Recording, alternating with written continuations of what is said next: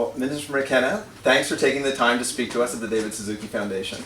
I just wanted to ask you how it feels to be here in Paris, with certainly so many countries here, all working towards a common goal. You know what, it's awe-inspiring, it's very motivating for me, and it's just great to see that countries are coming together because they realize the magnitude of the challenge and the real opportunity we have to tackle it. And I'm really excited about seeing so many different groups, like from NGOs to business leaders, to indigenous leaders, to labor groups, and also youth. It's really exciting to see so many young people because it's really about their future.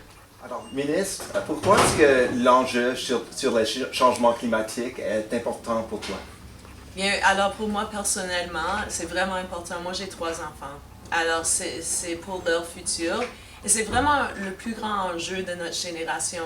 On doit trouver une solution, sinon la planète va être détruite. Et alors, je vais travailler vraiment fort et j'ai l'appui du Premier ministre.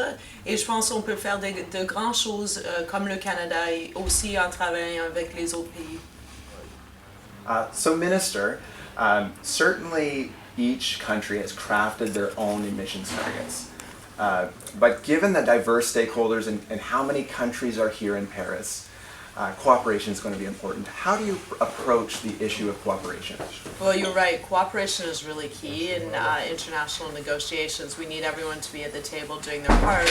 And what's great to see is that we have so many countries that are represented here. In fact, the countries here represent 95% of the global emissions, and they're here because they want to get an agreement and they want to tackle climate change.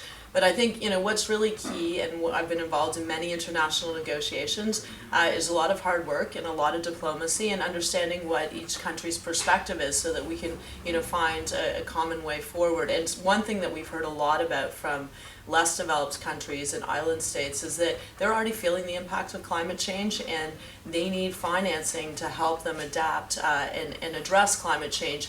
And so Canada is playing a role there. We announced $2.65 billion to help support developing countries, and those kind of things go a long way towards bringing countries together. Alors, ministre, comment est-ce que le Canada peut démontrer du leadership sur les changements climatiques?